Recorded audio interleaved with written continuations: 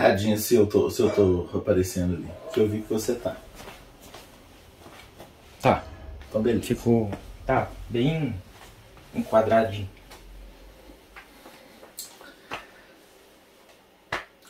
Então, gente, tudo bem com vocês? Olha, meu nome é Washington, como vocês já sabem, né? E hoje eu trouxe um convidado ultra mega especial aqui para bater um papinho aqui com a gente. Esse aqui é o Eduardo Teixeira, geógrafo, professor, amigo meu, um cara do bem que é imensamente incrível em projetos escolares. Há anos ele, na escola dele, que é o João Rodrigues, né, lá de Prudente de Moraes, aqui do lado de Sete Lagoas, ele vem inovando, se projetando, sempre está saindo aí nas mídias onde se fala de educação e projetos escolares. Eduardo é o cara, né? Então eu convidei ele aqui para ele falar de uma coisa muito especial, que é o livro que ele está lançando aqui, ó. Mostra aqui o livro que você está lançando, Eduardo. É o Que Pintura Vai Ficar pra História, que é um livro infanto-juvenil? Isso, não é, Eduardo? Feito justamente para aquelas pessoas assim se apaixonarem para nossa área, que é geografia. O Eduardo é um cara assim que ele é ativista já tem tempos, né? Eu lembro quando eu entrei na faculdade, ele já era um cara que já estava para formar, ele já tinha um projeto Piqui, ele já corria atrás dessas coisas há muito tempo, e hoje parece que ele está concretizando um sonho dele aqui, que é com esse livro aqui. Eduardo, fala um pouquinho sobre você e fala como que você chegou aqui nesse livro aqui, cara. Conta aí pra gente. Washington, primeiro, muito obrigado pelo convite. Muito bacana poder falar um pouco da história do livro. E muita história até chegar ao livro. Não, mas fala assim, quem é o Eduardo? Então, eu sou Eduardo Teixeira, mais conhecido como Dudu. Pelo menos os meninos... Professor Dudu, né, os meninos chamam de Dudu. Sou formado em Geografia pela Unifem. Tenho pós em gestão ambiental e atualmente estou fazendo mestrado em biotecnologia e gestão da inovação, também pela Unifem. Cara, e assim, o livro ele é um produto desse mestrado. Na verdade, o livro ele foi escrito antes de eu entrar no mestrado, sim, mas encaixou perfeitamente a proposta de entregar um produto no mestrado, né, com o livro que já estava pronto, que era um produto, mas que eu até então não tinha conseguido publicar.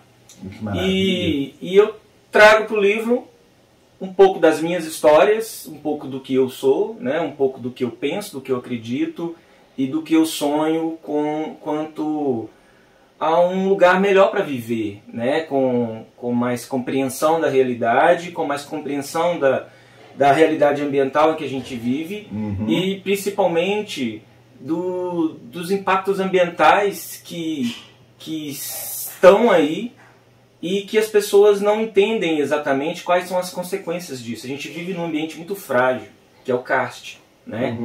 É um ambiente de ocorrência de rochas calcárias, com muitas cavidades, algumas afloradas, né? Alguns afloramentos que a gente consegue entrar por dentro, mas sob os nossos pés tem muitas cavidades.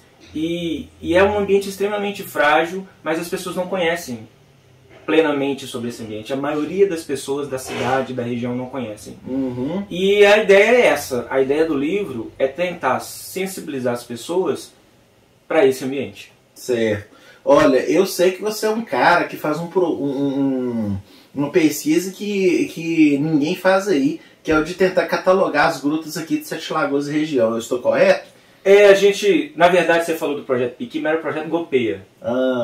E o projeto Gopeia, ele iniciou lá na faculdade, nos alunos do curso de Geografia, e a proposta era isso, levantar as cavernas, né, que existiam na cidade e produzir material didático pedagógico sobre o karst.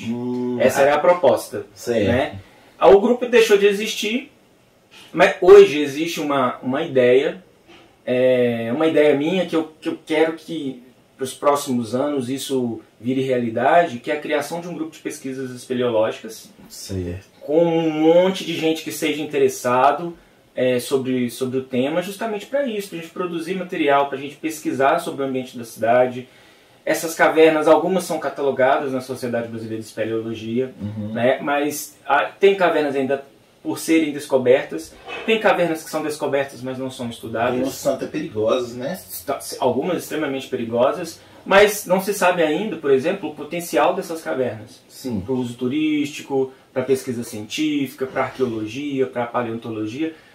O que se sabe é muito superficial ainda. Tá? Eu acho que a nossa cidade ela está muito aquém em termos de pesquisa científica relacionada à espeleologia. Se você vai em Matosinhos, Pedro Leopoldo, Lagoa Santa, essas cidades elas já foram muito mais estudadas do que Sete Lagoas. Que isso, hein? Que coisa! Sete Lagoas, o que tem de estudo é muito superficial. E normalmente você tem algum estudo de alguma universidade, o FMG de vez em quando tem alguma publicação sobre a cidade, né? Falta gente, sabe? Pra estudar E eu lembro que um pouco do que a gente sabe era porque nossos professores lá da AFEM, né, eles se deram ao trabalho de pesquisar a região justamente para informar nós, alunos lá, para a gente... poxa, a gente mora em Sete Lagoas, alguma coisa tem que saber, né? O pouco que a gente comenta aí é justamente o que ele... Esse conhecimento local, né? Do lugar onde se vive. Exatamente. E esse interesse seu por grutas e cavernas foi exatamente o que remeteu à criação desse livro.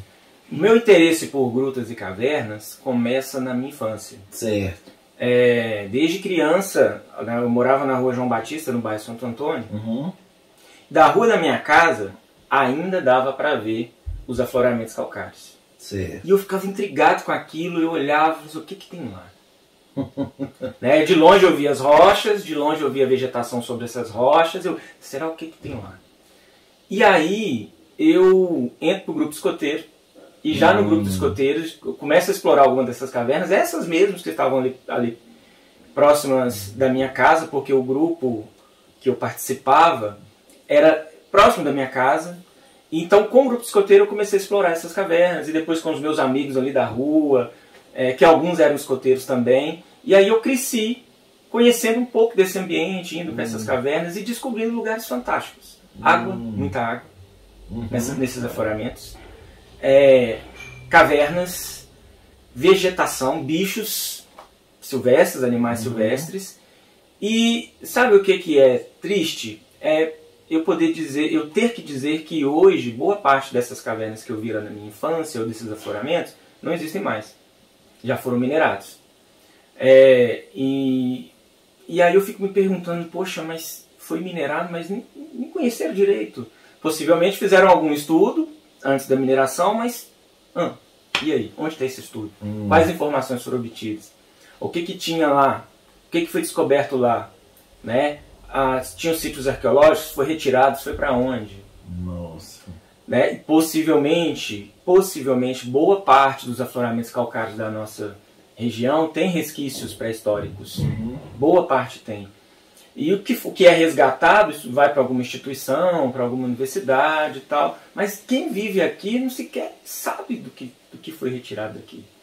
A gente pode dizer, eu ainda não li o livro, né? Mas já pela capa, pelas ilustrações, dá para ter uma ideia. Eu posso dizer que você é um desses aí que está explorando essas cavernas aí? Sim. Não de uma forma assim explícita. Autobiográfica? Autobiográfica, mas se a minha família, por exemplo, que me conhece, né, quando eles lerem o livro, eles vão identificar. Eu acredito que sim. Mas que legal, cara. Mas os acontecimentos do livro, a maioria deles, eu passei por eles. Certo. A maioria dos acontecimentos. E eu seria, no caso, o Jonas, né, que é o personagem central da história, né, que os sonhos que ele tem, os sonhos recorrentes, ele tem sonhos recorrentes sobre um cemitério indígena, uma indígena atirando uma flecha nele, ele se assusta o tempo, ele acorda assustado com essa flecha vindo na direção dele, e são sonhos recorrentes. Cara, até arrepiei aqui, tem muita fantasia aí, cara. Muita fantasia. Fantasia com ambientalismo, né? Isso, a proposta do livro é isso mesmo, fantasia com ciência. Isso. Então, as coisas que vão acontecendo aqui, as histórias vão surgindo, né? Os contextos vão se dando aqui e ele vai fazendo algumas explicações científicas. Científicas mesmo, tudo baseado na ciência. Mas as histórias, o que acontece, são coisas mágicas, coisas da fantasia, da literatura mesmo. Né? E a proposta é essa, é que seja ciência, mas de uma forma suave, leve. Porque a ideia é fazer com que esse livro ele chegue num público infanto-juvenil. Para despertar neles o interesse para pesquisa científica, para chegar no ponto que você quer, que você falou no início dessa conversa. É isso aí. Pessoas explorando tudo isso aqui. Pessoas explorando, pessoas conhecendo. Sabe qual que é a ideia, eu acho, assim? Que eu acho que seria muito importante para a nossa região, acho que para qualquer região do mundo, mas sobretudo para a nossa, porque é aqui que nós vivemos e que aqui é um ambiente muito delicado. A ideia é que se as pessoas, as crianças, os adolescentes, crescerem conhecendo pouco mais sobre o ambiente em que elas vivem, quando elas se tornarem empresárias, quando essas pessoas se tornarem políticos, quando elas se tornarem professores, ou seja, qual a profissão que seguirem para as suas vidas, elas vão entender um pouco mais. E elas vão ter mais sensibilidade, elas vão ter mais consciência, elas vão ter mais responsabilidade, elas vão saber mais sobre causas e consequências. Coisas, por exemplo, o uso excessivo de agrotóxico na nossa região. Isso pode impactar diretamente o abastecimento de água. Demais, né? Coisas, por exemplo, um peso exagerado num determinado lugar da nossa cidade pode resultar em desmoronamentos, em abatimentos. Assentamentos geológicos. Assentamentos, né? No caso do abatimento dos tetos das cavernas. Né? Coisas que a gente vivencia. Tá? Muitas ruas, alguns bairros da cidade é comum esses abatimentos. Começa lá do famoso chamado Buraco de Cessé, você lembra? Lembro demais. Né? Entre outros abatimentos que ocorrem ali no centro, no São Geraldo, no Santa Luzia. Né? Alguns abatimentos que ocorrem são... Olha, vou te dar outro exemplo. Além desses abatimentos, essa questão dos famosos últimos acontecimentos aí, dos terremotos da cidade. Os tremores. Os tremores da cidade. Né? Por que isso? Na verdade, não se sabe ao certo qual é a origem disso. Né? Ao certo, ainda ninguém pode cravar. Mas pode ter uma relação, sim, com o abatimento de teto de cavernas. Né? Eu mesmo coloquei isso em sala de aula a rodo. Não, porque isso mexeu com todo mundo. Olha como mexe com as pessoas. Os alunos todo dia. Todo dia tá perguntando. Não só perguntando, vivenciando. Aconteceu comigo dentro de sala de aula um tremor. Tremeu lá em casa. Dentro de sala de aula, um tremor. E ali não tem jeito. E todo mundo com medo, todo mundo assustado. E todo mundo pergunta, você tem que falar, você tem que aprofundar no assunto. Foi uma aula que foi me dada assim de mão beijada. Literalmente. Literalmente. Aqui, me fala um pouquinho sobre a parte gráfica do seu livro, quem ilustrou, se foi você mesmo, se foi algum amigo, se você teve que pagar alguém, esses brindes que vêm aí, e como que foi a parceria para a produção desse... Então, eu escrevi o livro no final de 2016, início de 2017. Eu demorei alguns meses para escrever o livro. A história, ela se passa... A história, ela acontece no dia 20 de agosto de 2016. Certo. Exatamente a final do futebol masculino nas Olimpíadas. Certo. Os 3 meninos, 3 personagens, o Jonas, a Savana e o Gordinho, aproveitam que os pais estavam concentrados no jogo para ir para a caverna.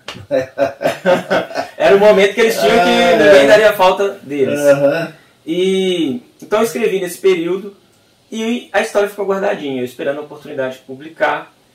Eu mandei em 2017 para uma editora, a editora gostou do livro e falou, vamos publicar. Só que esse mercado é um mercado muito difícil. Né? O livro é um sonho do escritor, mas o livro é sobretudo um produto de uma editora. Eles precisam vender, eles precisam lucrar. Então, estava na espera da melhor oportunidade para publicação. E aí depois, ele ficou ali alguns anos, veio pandemia, aí que, né, essa possibilidade da publicação ficou mais distante. Aí eu começo a fazer o mestrado no ano passado e surgiu a oportunidade. Eu tinha que entregar um produto. Olha, eu já tenho um produto. Uhum. Eu preciso utilizar, eu preciso então fazer esse produto virar realidade, que seria a publicação, e depois estudar esse produto. A ideia, Washington, eu vou utilizar o livro para minha dissertação de mestrado, eu vou verificar qual é a eficiência dele como recurso didático para a educação básica. Certo. Essa é a ideia. Eu vou testar ele em algumas escolas e vou fazer um acompanhamento, vou fazer algumas comparações entre grupos sem o livro e grupos com o livro e verificar até que ponto ele é eficiente para sensibilizar crianças e adolescentes quanto à temática do Caixa das Cavernas. Uhum. Essa é a proposta. E aí, deu certo então vamos lá correr atrás da publicação. Certo. A publicação do livro foi através da editora Starling. Sim. E aí a gente entrou em contato e a Unifem assumiu a produção do livro e inclusive a venda do livro, hoje a venda do livro ela volta para a Unifem, para a fundação, né? Como eles fizeram o investimento da produção, agora a venda volta para a fundação. E lembrando que a FEM, né, para quem estiver vendo isso aí, a FEM ela é sem fins lucrativos, isso, né, gente? Exato. Tá? Não pensa que isso aqui é um negócio, você está explorando o Eduardo e tudo isso, não. Ela é uma instituição de educação e ela sempre teve esse objetivo desde a sua criação. Exatamente, né? É uma fundação, né, sem fins lucrativos. E as ilustrações foram feitas pelo Tomás. O Tomás, ele foi meu aluno na Unifem. E eu lembro do Tomás, ele andava com a pastinha debaixo do braço mostrando os desenhos dele. Uhum. E no dia que eu bati o olho, eu falei, nossa, esse menino desenha demais. Quando eu tiver de publicar um livro, eu vou atrás dele. E foi o que aconteceu. Fui atrás dele e falei, Tomás, tem um livro, eu tenho essas ideias, o que você acha de você produzir os desenhos? Ele ficou meio assim, porque ele nunca tinha trabalhado com isso. Ele desenhava muito, mas isso nunca tinha sido um trabalho remunerado e tal. Um trabalho sério, né? Sério. Assim, ele foi remunerado pelo trabalho dele, eu acho que é importante reconhecer o trabalho, né? Todo o investimento de tempo, de criação dele ali. E aí ele fez a capa, né? A proposta é que o interior do livro fosse mesmo em escala de cinza. Então, o interior do livro, ele foi todo desenhado em preto e branco, né? Em escala de cinza. Os desenhos dele, assim, são muito bem feitos, muito bem produzidos. Nossa, sensacional, olha. E aqui é a cena que eu te falei dela atirando a flecha. Nossa. Né? E... Olha o spoiler, olha o spoiler. É, olha o spoiler. E aqui eu imaginei quais seriam as ilustrações, passei para ele a ideia central, dei para ele os detalhes e ali ele produziu os desenhos. Você fez exatamente o que se faz. O escritor, ele orienta o ilustrador. Né? E aqui ele foi construindo os desenhos. Eu queria ter colocado mais desenhos, mas eu acho que o que está aqui são 8 ilustrações do interior, está o suficiente. Né? Queria ter colocado colorido, que eu acho que ficaria muito mais atrativo também para a criança e para o adolescente. Né? Mas ficou sensacional as ilustrações, eu fiquei realmente assim apaixonado pelas ilustrações. Essa aqui, ilustração, demais, é a que eu acho mais bonita. Aqui é a revelação mesmo do que acontece no sonho, que aí eu não vou falar, obviamente. Né? O que acontece no sonho na hora que a menina atira a flecha contra o Jonas. Né? E é isso. E a pulseira, essa é uma pulseira, tem uma relação com a história. Gente, lindíssima essa pulseira, gente. É uma ponta de flecha com a fita em couro. E na história, né, eles estão com as pulseirinhas. Tá com a pulseirinha no braço. E por que ele usa? Essas pulseiras são deixadas pelo avô dele.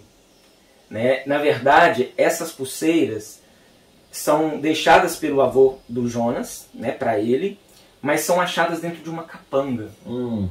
Que o avô do Jonas tinha. O avô do Jonas tinha uma lojinha de fundo lá no Mercadão. Do Mercadão de Sete Lagoas. Isso é da história. E eu peguei emprestado algumas histórias minhas, né? Eu peguei as minhas histórias, coloquei aqui. Emprestado não, né? Se elas são minhas, então eu tive o direito de usá-las. Mas assim, eu peguei as minhas histórias e inseri aqui. O meu pai tinha uma venda de fumo no Mercadão. Mas na história não é meu pai, na história é meu avô. Então eu trouxe isso para a história. E o livro, ele é baseado nessas histórias, ele é inspirado nessas histórias, e uma das histórias, a história central do livro, é a do Rei do Mato, que deu o nome à Gruta Rei do Mato. O Rei do Mato, um homem extremamente misterioso, real, ele existiu de verdade, né? E a história oral contada é que era um homem alto, branco, de olhos claros, pouquíssimas palavras, acreditava-se que ele era um fugitivo da Revolução de 1930, né? Veio se esconder aqui e vivia nas bocas de cavernas aqui na nossa cidade. E ele tinha pouquíssimas aparições.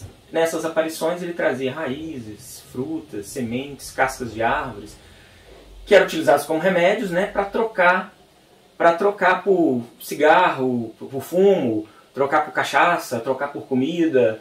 E a história contada é essa. E na minha história eu inseri alguns outros elementos que no final de tudo ele começa a ter alguns devaneios. Porque na história o sonho dele era ser jogador de futebol. Na história ele era um desertor de guerra, e isso que o deixou atordoado. Porque ele não queria ser tratado como um desertor. Né? Ele queria ser reconhecido como um jogador de futebol. Aquela história de que ele queria lutar sim, mas não com essa farda. Sim. Não com a farda de soldado, ele queria lutar com a farda de jogador de futebol da seleção brasileira. Entendi. Esse era o sonho dele. E ele ficou muito atordoado com isso no final, e as últimas aparições dele no centro da cidade, no Mercadão, ele começou a falar algumas coisas, contar algumas histórias, e uma vez, numa troca, ele deixou 3 pulseirinhas pro avô do Jonas, e o avô do Jonas deu isso pro Jonas depois. E essas pulseirinhas têm uma relação com a história aí. Nossa, que legal, cara. Tem uma coisa imersiva aí, né? Que dá pra pescar o jovem mesmo. Olha, tem uma miscelânea de coisas aqui, sabe? A fantasia, a ciência envolvendo as cavernas, o futebol que entra na história, a história oral da Gruta Rei do Mato, sabe? A pré-história, a arqueologia. Tá tudo aqui dentro, assim, de uma forma muito suave. Sabe, não tem nada pesado. O que é científico, ele tá científico, mas como se fosse um adolescente falando pro outro o que ele sabe. Sim. A respeito da ciência. Então não tem nada técnica demais, não tem informação técnica demais. É tudo muito leve, mas o conhecimento científico tá ali. É de uma forma para despertar, né? Se você cair em cima demais, né? Engraçado, cara, que quando eu vi seu livro e vi a proposta dele, eu lembrei da última publicação até do Yuval Harari, você viu? Eu vi, voltado para criança, para adolescente. E você sabe o que ele falou lá? Perguntaram para ele, por que você resolveu fazer uma publicação para infantil juvenil e tal? Aí ele tá assim, eu cansei dessa coisa aí de querer mudar a cabeça de adulto que já acha que sabe. É bom pegar os jovens, que aí você pode ajudá-los a formar opinião, despertar conhecimento. Eu achei sensacional e achei que seu livro encaixa perfeitamente na visão dele. Eu vi o livro dele, eu fiquei doido, eu vou comprar o livro dele. Eu tenho o outro, né? Você tem também, né? Nós até falamos. Tem todos, você tem todos, né? Ele tá por aqui. Agora esse voltado aí para o adolescente é muito bacana. Ele vai, a ideia, né? Pegar a meninada e introduzi-las no conhecimento científico de uma forma que não seja cansativa. Mostrar para eles que existe um mundo além, né, cara? É muito legal. E aí, Eduardo, que mensagem que você quer passar pro pessoal com o seu livro, para possíveis professores até que tem um projeto que seguir adiante, e para esses jovens aí, essa meninada aí que está estudando, está formando? Olha, Washington, a mensagem é o seguinte: eu vou testar o livro. Certo. Né? O livro é um filho mesmo assim para o escritor, né? Eu olho para ele assim, eu fico emocionado só de olhar, né? De ver. Eu acho que ele realmente vai contribuir para a aprendizagem das pessoas. Eu tenho certeza conhecimento. Que sim. Você pode ter certeza que esse meu aí eu já tô levando ele pra sala de aula. Pois é, cara. Ó, eu vou aplicar ele. Vou aplicar ele até no EJA. O pessoal do EJA. Nossa, o pessoal do EJA vai adorar, tenho certeza. Tem uma referência aqui no livro, ó, tem algumas falas aqui do personagem principal, que é do telecurso. Eu fui orientador de aprendizagem no telecurso. Certo. Aí eu inseri isso aqui de alguma maneira, assim, é meio que não é que eu forcei, mas nasceu assim na história, né? E encaixa um pouco com a EJA, né? A proposta do Telecurso 2000 encaixa um pouco com a EJA. Mas assim, eu vou testar o livro, eu vou ver se ele realmente é eficiente para a educação básica. Se eu conseguir comprovar isso, eu vou fazer de tudo para que esse livro chegue nas mãos das crianças e dos adolescentes nas escolas de Sete Lagoas. Esse vai ser a minha meta, sabe? E eu sei que tem muita gente que apoia essa ideia, muitas pessoas que têm um envolvimento. Se eu tenho seu apoio, já é um bom caminho andado. Mas assim, tem pessoas que estão envolvidas com essa questão do cache, das cavernas, da preservação delas, que vão me ajudar nisso, que fazer com que isso aconteça não é fácil, né? Mas essa é a ideia. Fazer com que o livro esteja nas escolas, que os professores, vários professores aqui podem utilizar, de geografia, de ciências, de arte, né, de história, enfim, qualquer professor vai poder utilizar. E tem um pouco de química, né, quando fala das formações. Ele é multidisciplinar aqui. Então, assim, fazer com que o livro chegue até as pessoas, chegue até os professores, até os alunos, e dos alunos até a casa deles, né? E a ideia, sendo comprovado, a eficiência do livro como recurso didático, é criar uma sequência didática para usar o livro. Para que, quando esse professor ou essa escola receber esses exemplares, eles terem também toda uma orientação. Não é só entregar o livro para o aluno, né? Ele ter toda uma orientação de como utilizar o livro de forma que ele seja mais efetivo para ensinar. Essa é a ideia. Até uma cartilha complementar. E exatamente, essa é a proposta, sabe? De ter um outro produto aqui, né? Que vai direcionar o professor na sua... É claro que vai ter toda a liberdade ali do professor, sim. Né? Mas pelo menos direcionar, assim, mostrar alguns pontos que são mais importantes de serem abordados, né? E a mensagem do livro é a sensibilidade mesmo sobre o ambiente. Sensibilidade quanto às cavernas. Eu sei que a mineração é importante. A mineração é extremamente importante porque o calcário ele tem uma infinidade de usos, né, para a agricultura, para indústrias, diferentes tipos de indústria, né? Mas eu acho que antes dessa mineração, eu acho que era preciso estudar um pouco mais, conhecer um pouco mais e dar, inclusive, à população o direito de se posicionar. O que ela quer? Ela quer uma exploração industrial?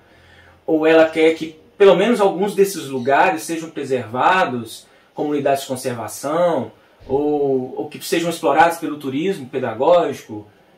Sabe? Mas para isso as pessoas têm que conhecer. Ninguém protege o que não conhece. Exatamente. Nós temos muitos afloramentos calcários na cidade. Se ninguém conhecer um dia... qualquer um pode chegar lá e tirar que ninguém vai dar falta. É isso que a gente vê muito nas questões ambientais. Às vezes a falta da proteção é justamente a falta de conhecimento da pessoa. Ela não sabe o que tem para proteger, então ela não está se lixando. Tá se lixando. A valorização dos recursos naturais, ela só vai existir a partir do momento que existir conhecimento. As pessoas precisam conhecer. Se elas conhecem, elas valorizam. Se elas valorizam, elas preservam. Então esse é o caminho. Não é um caminho fácil. Acredito que, tenho certeza, aliás, que não é a curto prazo. É uma coisa de médio a longo prazo, mas muito possível de acontecer. Nossa, Eduardo. Olha, cara, inspirador, né? Você é um cara que já me inspirava antes, né? Você me inspirava, eu acho. Você é isso, cara. Seus projetos aí também. Você também é um cara dos projetos, né? Eu sempre me espelhei em colegas. Eu acho que quando a gente vê que tem um colega que está correndo atrás, a gente ganha uma força, né? O vigor, ele melhora, porque a gente tem muito... principalmente no trajeto da educação, muitas vezes a gente acha que a gente tem um trajeto solitário, né? Que, poxa, eu tô aqui pelejando, mas quando você vê que tem mais gente correndo atrás, a gente anima, dá um gás novo. eu fico muito feliz, porque na minha época de faculdade eu já via sua turma lá, mesmo antes de te conhecer pessoalmente, eu já me inspirava nisso. Depois, atuando na educação, eu te vendo lá com projetos, inúmeros projetos científicos com o João Rodrigues também, né? Eu falei assim, poxa, cara, que incrível. Não, até ficava pensando que dia que eu vou trabalhar naquela escola. Que né? bom que deu certo, né? Você passou por pelo lá. menos uma vez eu trabalhei lá, né? Tomara que venha mais. E agora, mais essa, né? Eu, assim, até como colega, professor, eu me sinto inspirado, tá? Eu queria te dar os parabéns. Muito obrigado. Cara, isso aqui é sensacional. Eu espero que isso aqui inspire outros colegas professores, né? Não importa de qual área. E inspire também os jovens também com o campo científico. E queria te agradecer muito, Eduardo, por ter aceitado esse convite. Mesmo que eu falei com você que vai servir para minha disciplina, mas a gente também vai divulgar isso aqui, né? Que eu sei que vai ser muito bom para você. Sim. E é uma oportunidade de a gente falar. Vou jogar isso no meio acadêmico, no meio dos colegas professores, do nosso grupo de geografia lá. E parabéns, tá? Obrigado por ter vindo aqui, foi uma honra te receber. E é isso, cara. Que isso. Olha, eu te agradeço demais pelo convite. Agradeço suas palavras. Também, maior prazer trabalhar com você. Você é um cara também, é o cara das ideias também, dos projetos também, né? Você não fica no lugar comum. Isso que eu acho que é o mais importante no professor, né? Você vai além daquilo que espera-se às vezes de você, né? Do professor. E eu acho, cara, que assim, a gente podia ter mais espaços para os professores que querem publicar, escrever ou mostrar algum trabalho didático, né, que ele desenvolve, que ele produz. Eu acho que seria muito interessante, sabe? Se tivesse esse espaço para o professor, né, dele poder mostrar, falar, olha o que eu estou produzindo, olha o que eu estou fazendo, olha se é legal você reproduzir isso na sua escola, no seu dia a dia, né? Acho que dessa forma, a gente se ajudando assim, né, a gente acaba produzindo uma educação mais eficiente, né, com maior qualidade e tal. Mas é isso aí, eu agradeço demais e se precisar de mim também pode contar comigo para falar outras vezes, outros momentos sobre o livro, sobre a história, sobre Caverna. Quem tiver interessado no livro, como é que faz? Na verdade, o que acontece? A tiragem foi muito pequena por causa a proposta é usar, né, no teste com as escolas, né, na pesquisa com as escolas, então tinham só 70 livros para venda, né, no dia do lançamento. E todos foram vendidos. Né? Então, nesse momento não tem. Mas, em dezembro, agora a gente vai fazer uma nova tiragem. Gente, fique vamos fazer um novo lançamento, porque ficaram muitas pessoas assim, eu quero o livro. E eu não tenho mais o livro. E é ótimo eles verem que o negócio tá tendo pedido. O lançamento foi muito legal, muita gente, amigos, colegas de trabalho, alunos, família. Né? Foi uma coisa assim que eu não esperava, assim, que tivesse tanto sucesso assim no lançamento, sabe? Mas todos os livros que estavam foram vendidos. Eu fico até emocionado. Nossa, eu fiquei tão feliz, assim, eu fiquei extasiado assim, de saber que as pessoas valorizaram o trabalho. Né? Porque a gente sabe que escrever livro não é fácil, né? Publicar livro é muito complicado no Brasil. Né? Mas quem sabe a partir daí, né, pelo menos no nosso meio, assim, entre os professores, a turma da geografia, né, a gente não consiga ter isso mais vezes, né? Tem tanta gente que tem tanto dom para escrita, para o desenho, tem professores que desenham magnificamente bem, né, que escrevem muito bem, né? Essas pessoas podiam estar tanto produzindo coisa e divulgando, vendendo, colocando para o público a sua capacidade criativa, né? Quem sabe algum início aí de um movimento, de um momento melhor para todo mundo. Então é isso aí, gente. Siga o Eduardo nas redes sociais para ficar de olho nele na hora que ele lançar o livro dele. Como é que o pessoal te segue, Eduardo? Lá no Instagram, Eduardo Teixeira, 8959. Tem até que mudar esse Instagram, tá tão difícil. Eduardo Teixeira, 8959. Mas por enquanto é esse. Tá? Facebook Eduardo Teixeira, pode entrar lá, mandar uma mensagem, a gente... Isso mesmo. Eu vou, assim que souber das datas direitinho, vou colocar lá. Isso mesmo, gente. Siga o Eduardo, que eles vão ficar por dentro aí quando vai ter uma tiragem nova. Então é isso aí. Obrigado a todos aí pela audiência. E ficamos com uma próxima visita, né? Se possível, um material novo, né? Então é isso aí, meu cara. Obrigado, viu? Eu te agradeço, Rocha. Valeu, obrigadão. Nossa, cara, eu acho que foi sensacional, né? Gravou tudo. Ah, que legal. Hã?